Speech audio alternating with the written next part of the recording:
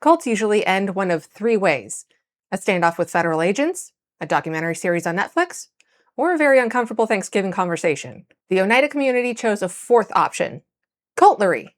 No, wait, that's a typo. No, I meant cutlery. Yes, cutlery. Hi, I'm Candy. I collect bones, bullets, and bad decisions from history, and welcome to my Cabinet of Curiosities.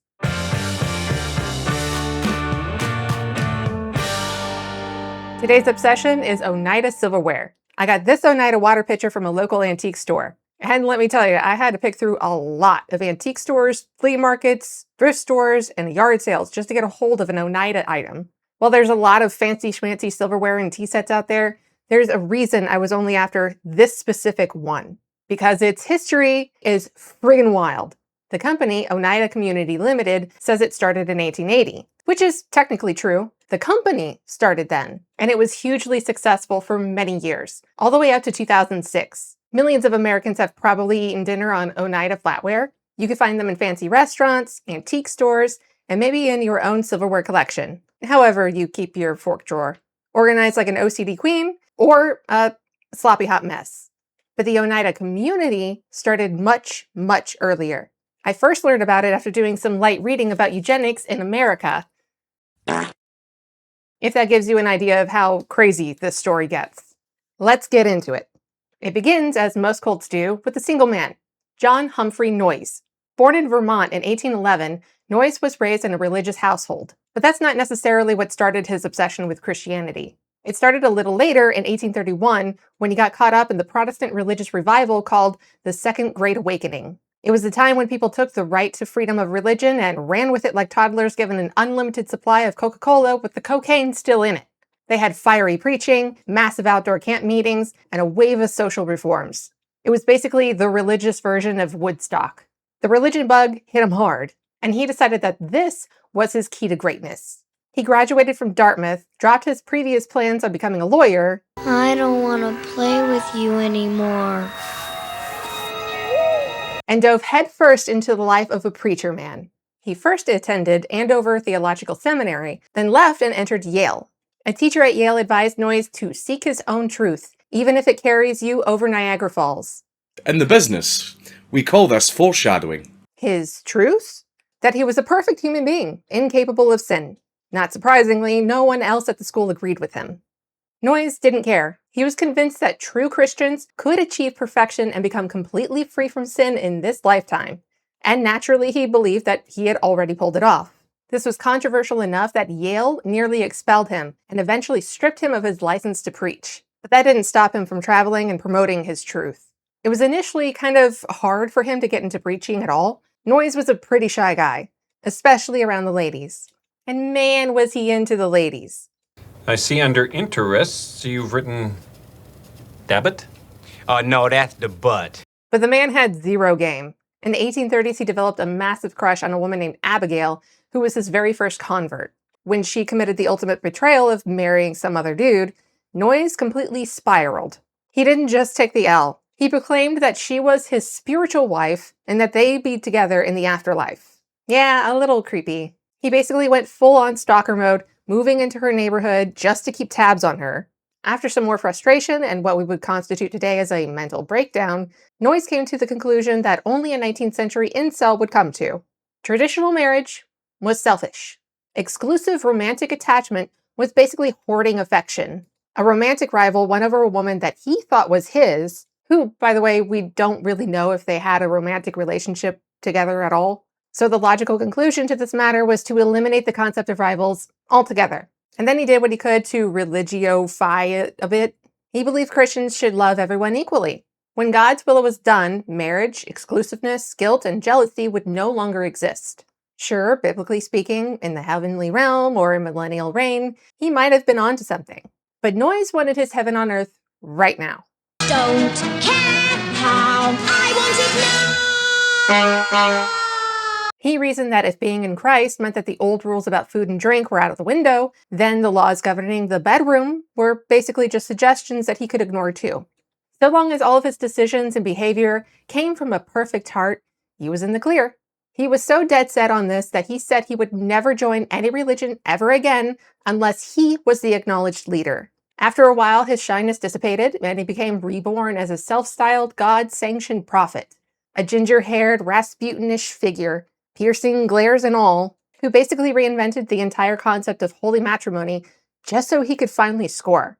By the age of 26, and still carrying his V card, Not that there's anything wrong with that. No, of course not. he married another disciple named Harriet Holton. Now, before you go, wait a second, didn't you just say that marrying someone was selfish? I have to add, the marriage was more of a strategic play than romantic courting. It wasn't about love, it was about money. You see, Holton was an heiress, and with that new income that Noyes made through their marriage, he was able to buy a printing press and publish his doctrines to a wider audience. In the meantime, he also informed his new wife, / sugar mama, that their marriage would be an upside-down pineapple type of relationship. To be fair, she was on board with it too, so you can't really be too mad about it, I guess. He started churning out pamphlets in upstate New York, building a small army of about 30 followers, and basically treating his sisters like poker chips by marrying them off to new recruits. He even roped in his own mother and brother. This whole squad signed a statement of principles that essentially gave Noyes the keys to their lives. The document literally read, "To John H. Noyes, we submit ourselves in all things." Yeah, let that sink in. All things. The phrase of the day today is, "That's a bit much." And now it was time for Noyes and his disciples to start building their heaven on earth. The community started in Putney, Vermont, originally called the Society of Inquiry. They lived there for a few years in a communal living type of situation. They called it Bible communism, where they shared everything with each other. Property, money, labor, each other. The locals caught wind of what was going on in the community, that members were sharing themselves with each other outside of marriage, with speculation involving Noyes and his sister, and the authorities were notified. Noyes was arrested and charged with adultery. Yeah, that used to be a crime punishable by fines or jail time. Now it just gets you a free trip to a daytime talk show. After a very short stint in jail, Noyes bailed out and decided the best solution was apparently to take his entire religious commune and skedaddle. So in 1848, he and several members packed up and fled to Boston, before eventually settling in Oneida Creek in central New York. Other members followed, because apparently this whole thing had not yet produced enough red flags to discourage anyone. Once they settled in, it was time to get to work building their Christian communist utopian society, where private property, monogamy, and sexual shame were all forbidden. Members pooled their property, labor, income, and even the responsibility of raising children.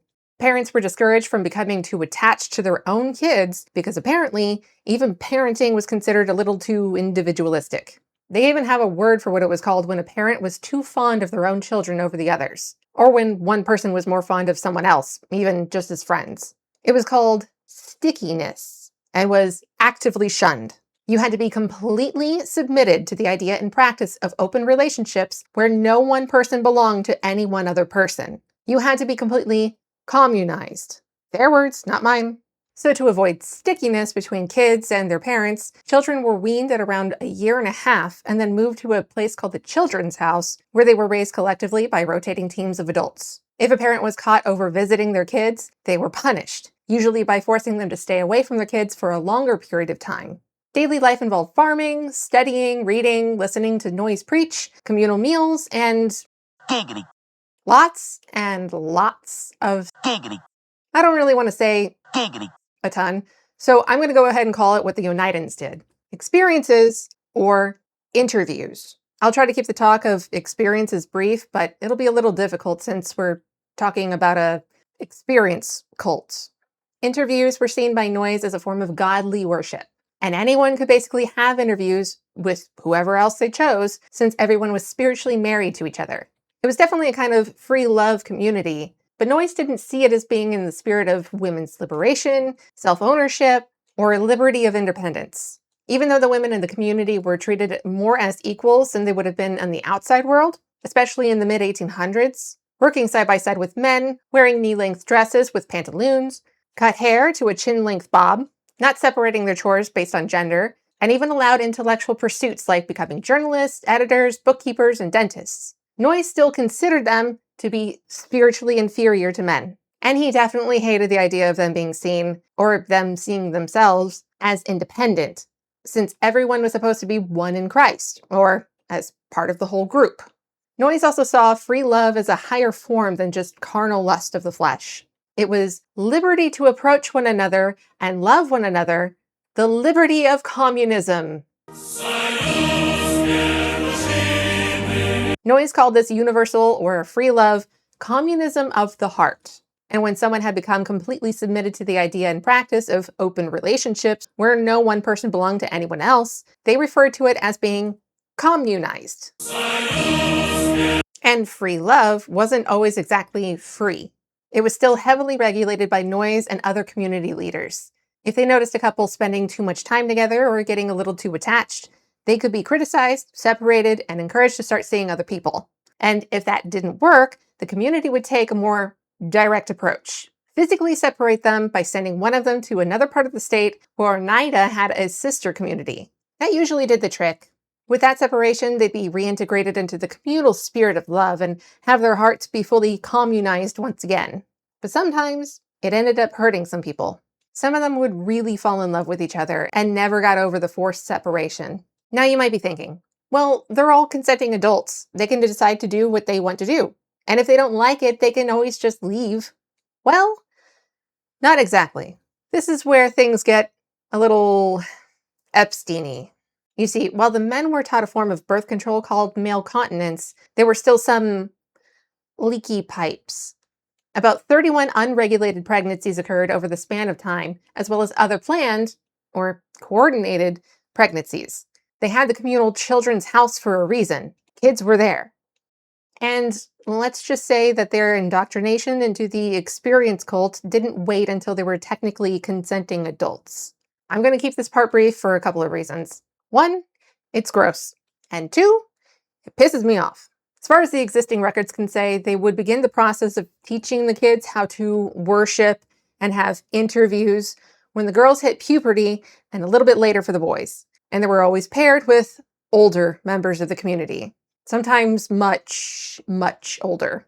For historical context, the age of consent in New York at this time was 10 years old.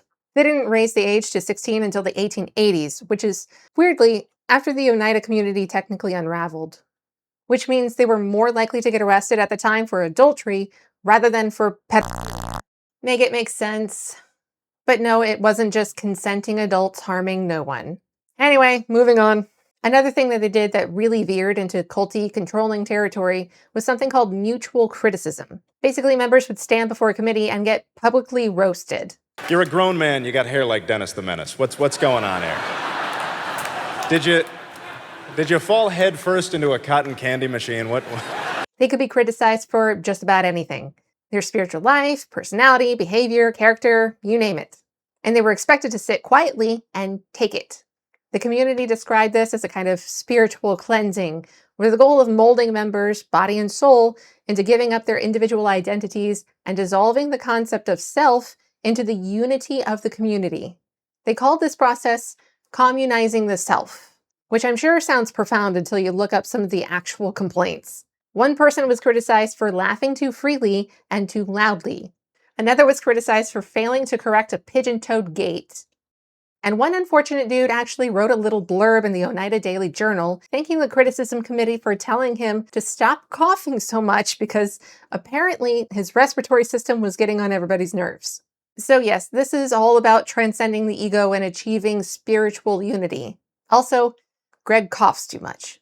Despite all the commie talk, the Oneida community was actually pretty enthusiastic about capitalism.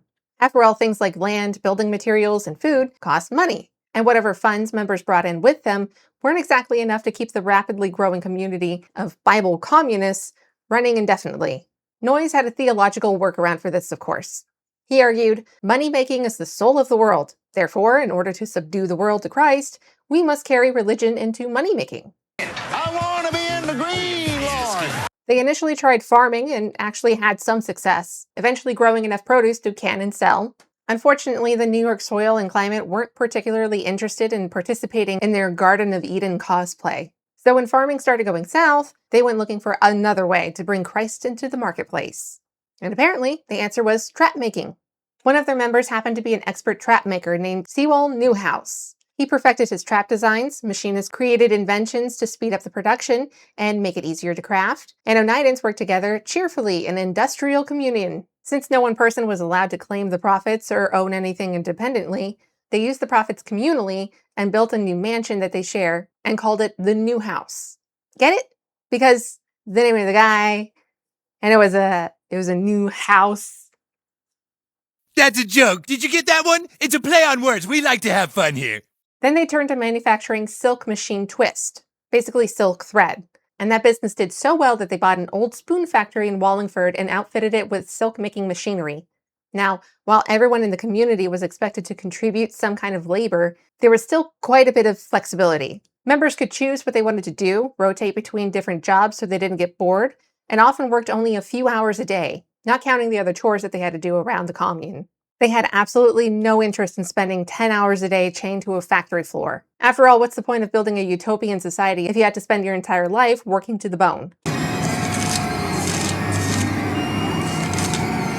But there was a slight problem with this arrangement. Their businesses were making a killing.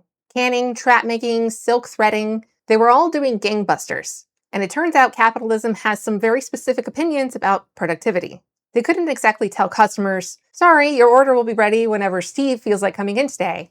So the Oneida community started wading deeper into the industrialist side of the pool. They hired outsiders to work in their factories. Because apparently the secret to making a successful utopia is having someone else work the 9 to 5. Or in the Silk Girls' cases, a 9 to 9. By 1875, Oneida employed more than 200 outside workers, or hirelings, across its various industries. The so-called Silk Girls were mostly children between the ages of 10 and 16, working grueling 10 to 12-hour days. Oneida specifically hired those girls because they could do essentially the same work as an adult woman, but didn't require as much pay. And they didn't just stop there. The community built hotel-style tenant boarding houses near the factories, essentially housing where workers and their families could live and pay for their room and board.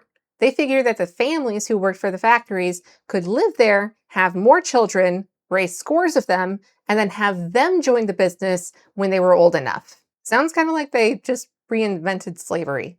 So while the Oneidans were spending a few hours a day working, followed by reading, studying, and whatever else they felt like doing, their hired workforce, including children, were putting in 10 to 12-hour shifts.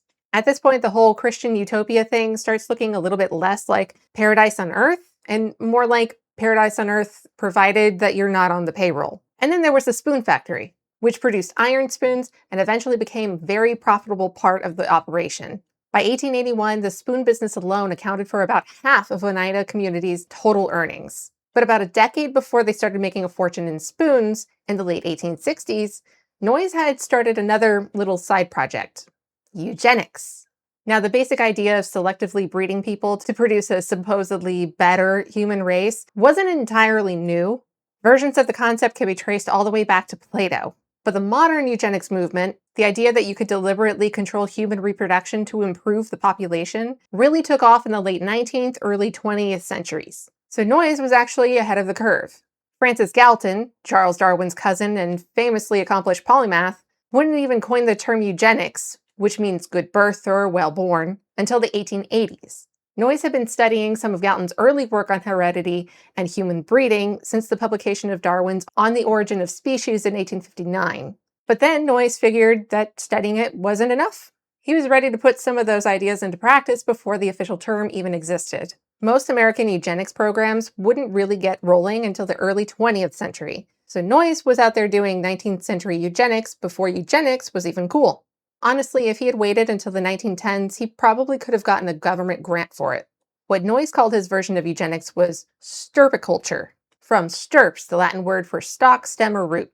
In 1865, the Oneida community announced in its newspaper that human breeding should be one of the foremost questions of the age. Noyes studied genetics, or more accurately, the Victorian era's very questionable understanding of genetics, and became convinced that traits like red hair, muscular legs, and even something he called electrical spiritual conductivity could be passed from parents to children. In other words, it wasn't enough to raise children to be spiritually superior beings. According to Noyes, you had to breed them that way. And naturally, Noyes already had a pretty good idea of what the superior future human was supposed to look like.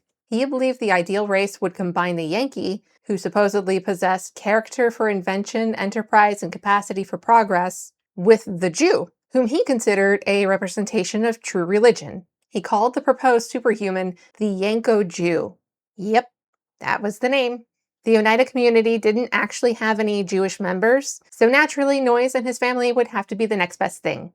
Here's how the whole thing worked. Community leaders, most importantly Noyes himself, selected participants based on traits that they considered desirable, including intelligence, physical health, religious devotion, and character.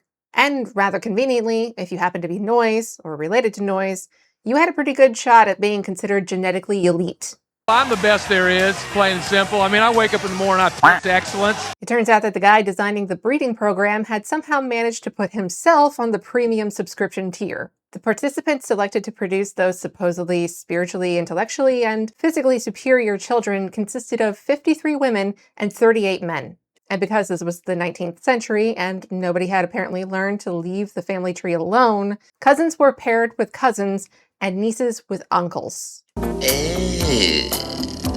Noyes apparently wasn't particularly concerned about the warnings against this sort of thing in historical accounts of inbreeding. Even Charles Darwin had personal experience with the risks. Darwin married his first cousin Emma Wedgwood, and of their 10 children, 3 died young, and 3 of the surviving children never had children of their own, possibly reflecting the increased risks associated with close genetic relationships. But Oneida's program went much further than simply deciding who would make a good genetic match. Participants actually signed contracts promising that we will put aside all envy, childishness, and self-seeking and rejoice with those who are chosen candidates, that we will, if necessary, become martyrs to science and cheerfully renounce all desire to become mothers if for any reason Mr. Noyes deem us unfit material for propagation.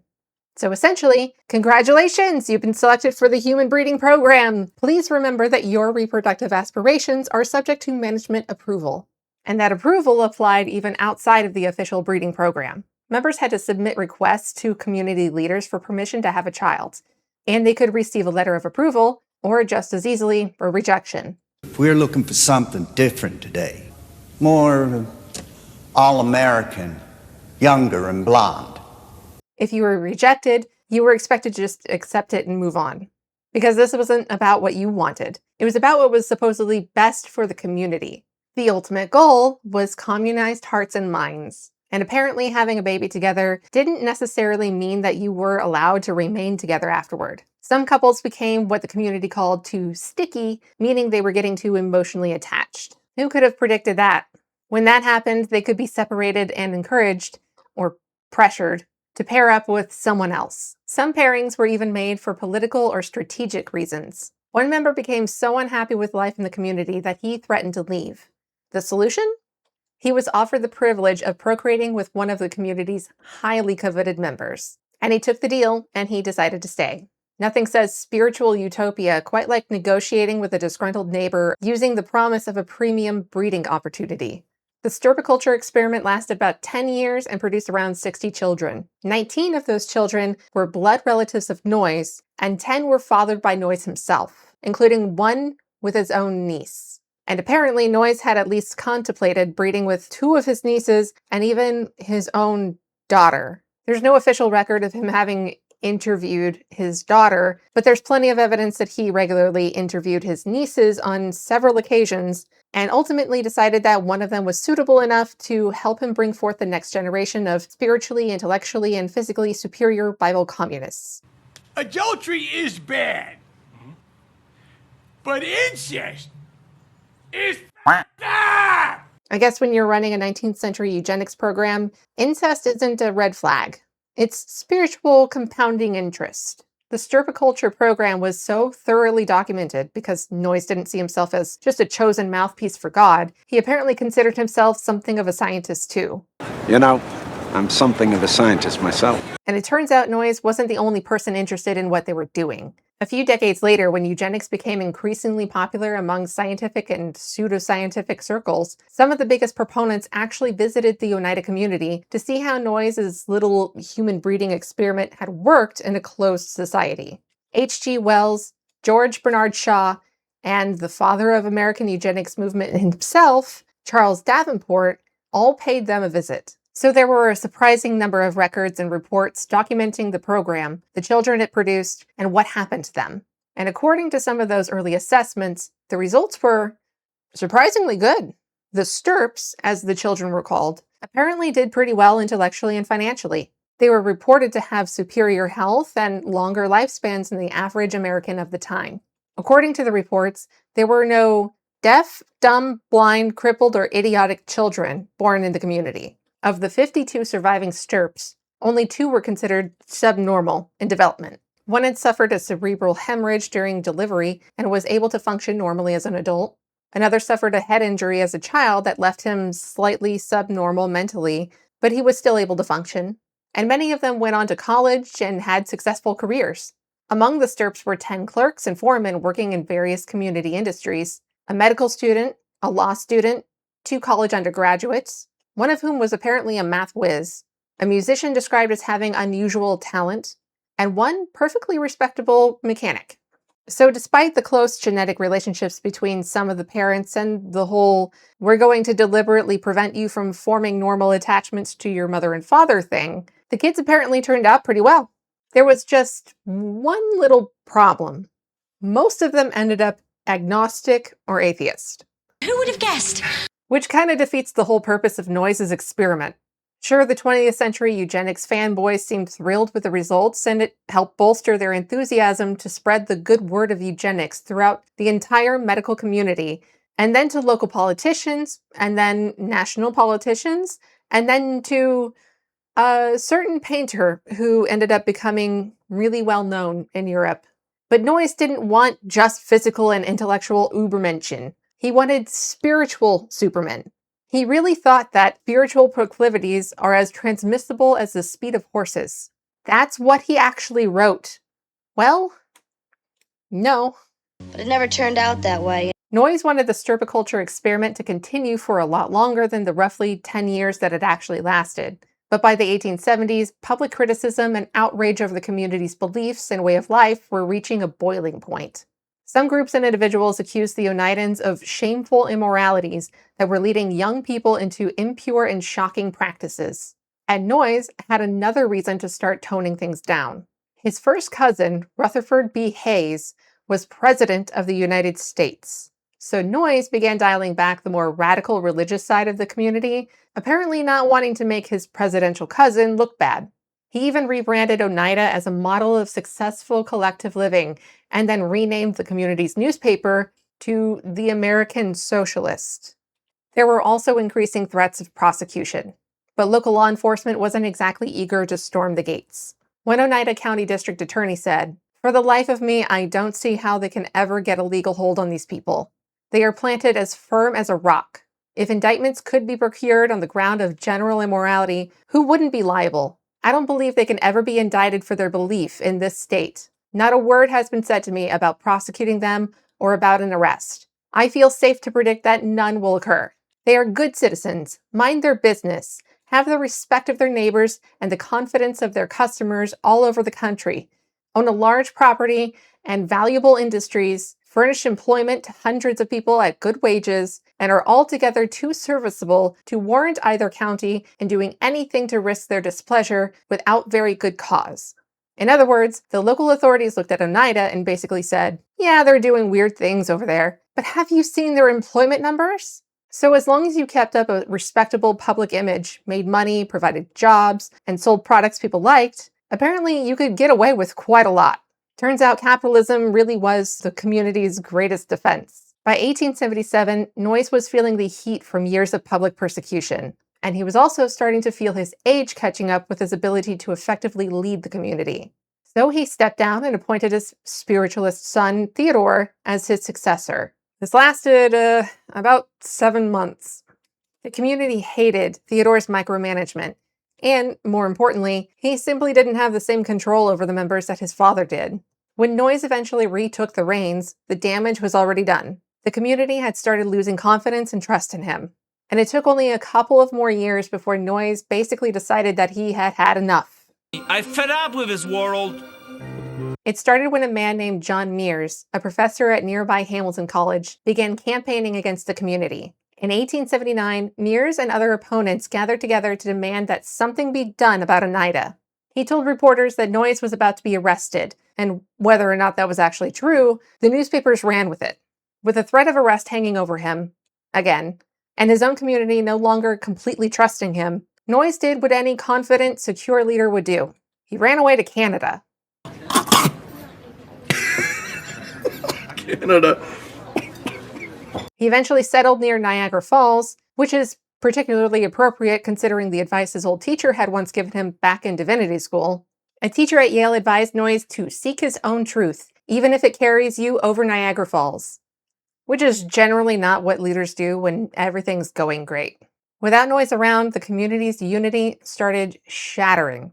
There was infighting, disrespect, and increasing rowdiness among the younger members, and none of the remaining leaders seemed capable enough of keeping everyone's lusts under control. Noyes still tried to maintain some semblance of authority from his cottage in Niagara Falls, but his influence was mostly useless from several hundred miles away. Eventually, he advised the community that it needed to choose between two options: traditional marriage or celibacy.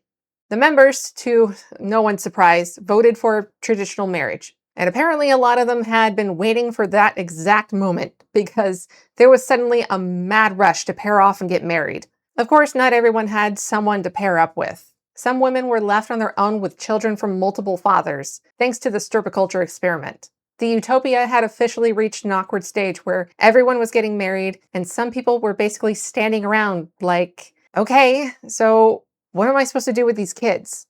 And it wasn't just the romantic arrangements that were falling apart. Some members were so unhappy with the direction of the community that they wanted to leave entirely. I want out. The solution to all this infighting was, appropriately enough, money. A joint stock proposal was made that would turn the community into a corporation, with shares distributed to members and the old communal financial ties dissolved. Basically, if they couldn't all live together peacefully, they could at least agree to become shareholders. On August 31st, 1880, 203 members signed an agreement to divide and reorganize, officially transforming the Oneida community into the Oneida Community Limited, or OCL. And just like that, the Bible communist utopia became a corporation. The whole communist communal living experiment evaporated. Members could own property again, and suddenly, everything was for sale. They're selling everything. The communal dining system disappeared, and the communal kitchen was turned into a restaurant where, for the first time, you actually had to pay for your food. And apparently, capitalism came with some surprisingly nice perks. The food was hotter and more consistently prepared, the buildings were redecorated, and the whole place started looking nicer. Turns out when you let people own things, charge money for things, and spend that money on things, they tend to get pretty enthusiastic about having those things be really nice. But they weren't exactly home free from public scrutiny just yet. Sure, they'd gotten rid of a lot of the things that had made the locals angry, but in 1881, a little incident put Oneida back in the national spotlight. The assassination of the President of the United States by a former member of the community. That former member was Charles Guiteau. In 1860, Charles showed up at the Oneida community looking for a new home and a new way of life. And apparently, nobody was particularly thrilled to have him. Guiteau was eccentric, didn't want to work, pouted, complained constantly, and had trouble getting some of the women to return his affections. Basically an incel in a experience cult. Tough break. He objected to the community's labor requirements, claimed the work was degrading and stressful, and made him feel like a slave. He also had an enormous opinion of himself and his own abilities, one that reality seemed determined to not support. A serious case of main character syndrome. The main character. Yes, Jane. He left Oneida in 1865, presumably to everyone else's relief, and then tried to become the next great newspaperman, despite having essentially no money, no experience, no talent, and no connections. Unsurprisingly, this didn't go well. So he eventually went crawling back to Oneida and begged them to let him back. They agreed, but only on a trial basis. It didn't take long for Charles to rediscover two things he apparently hated about Oneida: working and not getting laid. By 1866, he had packed his bags and left again, this time without even bothering to tell anyone he was going. At one point, Charles even tried to extort Noyes. He threatened to expose Noyes' sexual abuse of young girls, including some of his relatives. unless Noyes paid him $10,000. It sounds like an absolutely insane scheme, but here's the uncomfortable part. The accusations were true. That's so gross! The community had a lawyer, though, and after being threatened with prosecution, Charles apparently decided that maybe extortion wasn't going to be his big break after all. So he dropped it and moved on. Except moving on wasn't exactly Charles's strong suit. He became a lawyer, cheated clients, failed to pay debts, skipped out on boarding bills, and generally managed to leave a trail of people who would probably not have volunteered to write him a character reference. He was also deeply narcissistic and convinced that he was destined for some kind of greatness. At one point during his seemingly endless marathon of screw-ups and failures, he told an acquaintance, "If I cannot get notoriety for good, I will get it for evil." The acquaintance was like, "Huh?" Charles clarified, "I will shoot some of our public men." I can be blunt. And unfortunately, unlike most of his other grand plans, this one actually worked. When James Garfield became president, Guiteau started hanging around the White House constantly, and he was not exactly dressed for the occasion. He showed up in tattered clothes and rubber sandals in the middle of winter, pestering anyone who would listen about the political position that he was supposedly owed for helping get Garfield elected. His contribution to Garfield's campaign? One speech. One speech that, by most accounts, wasn't even good. Still, people mostly pitied Guiteau. He seemed harmless, just a little off. What he wanted was a position as the U.S. consul in Paris. He repeatedly asked for the job and repeatedly got told no. But Guiteau was following the political drama in the newspapers, particularly the infighting between Garfield and other Republicans. He became convinced that Garfield was destroying the Republican Party and that Vice President Chester Arthur would make a much better president. So Guiteau came up with a solution. He bought a gun. It was a .44 caliber British Bulldog revolver with a very pretty ivory handle. And even here, Guiteau managed to make the whole thing about himself. He specifically chose the gun because he thought it looked impressive and figured it would eventually end up in a museum after his spectacular crime. Then he started stalking the president. On July 2nd, 1881, Guiteau shot Garfield at a train station, striking him in the arm and back. And somehow, Guiteau was so spectacularly incompetent that he didn't even manage to kill the president. Garfield initially began to recover and might very well have survived if it wasn't for his doctors. His doctors repeatedly probed the bullet wound with unwashed hands and instruments, introducing infection into his body. Garfield ultimately died from complications of his wounds and the resulting infection. And Guiteau's escape was about as successful as the rest of his life. Immediately after shooting the president, he tried to run away, turned a corner, and ran directly into a police officer. Then he immediately admitted that he had shot Garfield. When Guiteau was questioned about why he killed the president, he blamed the newspapers. The liberal media. He claimed he was actually trying to heal the Republican Party because the papers had made it seem like Garfield himself was responsible for the split. He explained, "Gradually, as the result of reading the newspapers, the idea settled on me that if the president was removed, it would unite the two factions of the Republican Party." He even insisted, "In attempting to remove the president, I only did what the newspapers said was to be done. I certainly should never have shot him on my own account." He also claimed that it was the will of God, so maybe take his testimony with a hefty grain of salt. Just a pinch of salt. Just a pinch. Oh, damn it. When Guiteau was found guilty, in his Delulu mind, he was convinced that he would win an appeal and that President Chester Arthur would eventually pardon him. Nope.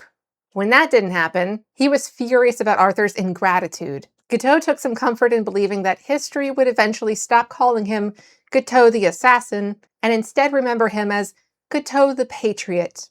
Nope. If anyone remembers him at all, it's probably more along the lines of Guiteau the weirdo, or Guiteau the incel loser who couldn't even score at a spoon-making cult. That's so harsh. Harsh, but true. Even the gun he bought to assassinate the president, the one he thought would be held in museums and be a sight of wonder and awe by passersby for generations to come, it got lost. So while Guiteau was busy imagining himself as a misunderstood patriot whose weapon would become this historical artifact, the public's attention was turning back toward Oneida. The community had suddenly become a subject of national interest, and some pretty ugly details about what had been happening behind its closed doors started coming to light. But somehow, people mostly just moved on. Oh, this seems somehow familiar. Let's see. By this point, Oneida wasn't a strange Christian communist commune anymore. It was a company. The Bible communists had become respectable capitalists. The communal dining room was a restaurant. And the whole bizarre experiment was increasingly treated like an awkward chapter everyone had agreed not to bring up at dinner. Nothing to see here, move along. Please disperse. Noyes eventually died in 1886 at Niagara Falls. Meanwhile, the silverware business continued to grow, but it was starting to run into a little bit of trouble. It was the biggest moneymaker under Oneida Community Limited, but the board running the company was still largely made up from former community leaders, and they had a rather unusual way of making business decisions. They consulted Noyes. Now, if you're thinking, wait, I thought he died. You're right. They were consulting their dead former cult leader through mediums at seances. Because apparently, even after death, Noyes was still going to micromanage the company. Unfortunately, it turns out ghosts aren't particularly good at business decisions. The silverware operation didn't really take off until Noyes' son, Pierpont, took control. He shifted the focus toward quality, provided workers with better wages and amenities, and turned the company into a major success. Oneida went on to dominate the American flatware market. The company survived the 1920s and 30s, weathered the Great Depression, and eventually became one of the most recognizable names in American silverware. Then World War II came along, and Oneida temporarily put down the forks and picked up the war effort. The company manufactured surgical instruments, parachute hardware, bayonets, casings for M74 chemical bombs, and silver-plated bearings for aircraft and tanks. Its wartime production earned the company 4 Army-Navy E awards for excellence in manufacturing. After the war, Oneida went back to making silverware. And then, in 1947, a huge chunk of the historical record simply disappeared into a fire. Much of the documentation about the Bible communist Oneida community, diaries, letters, and other records, was destroyed in an event known as the Burning. And the really strange part? Nobody knows who authorized it or who was present when the vaults of the documents were collected and burned. Some diaries, letters, and interviews with former members survived, but a huge amount of information about what actually went on behind the community's closed doors was lost forever. And there was plenty of motivation to make those records disappear. By this point, too many people were getting curious about the private lives of the former Oneidans. The company and the families descended from the original community, many of whom still worked at OCL businesses, had reputations and financial interests to protect. Maybe they wanted to keep the details of the complex marriage system out of the public eye. Maybe they were worried about connections to eugenics. Maybe they wanted to bury the whole Bible communist chapter from their family history. Maybe all of the above? We don't know. Because apparently someone decided history needed a little less evidence. With much of that history conveniently erased, Oneida continued dominating the American flatware market well into the 1980s. But eventually, the company's fortunes declined. By 2006, Oneida filed for bankruptcy and was bought out. And now, after all that, this is what we're left with. Fancy, but affordable. Flatware, tea sets, serving dishes, and other perfectly respectable household objects.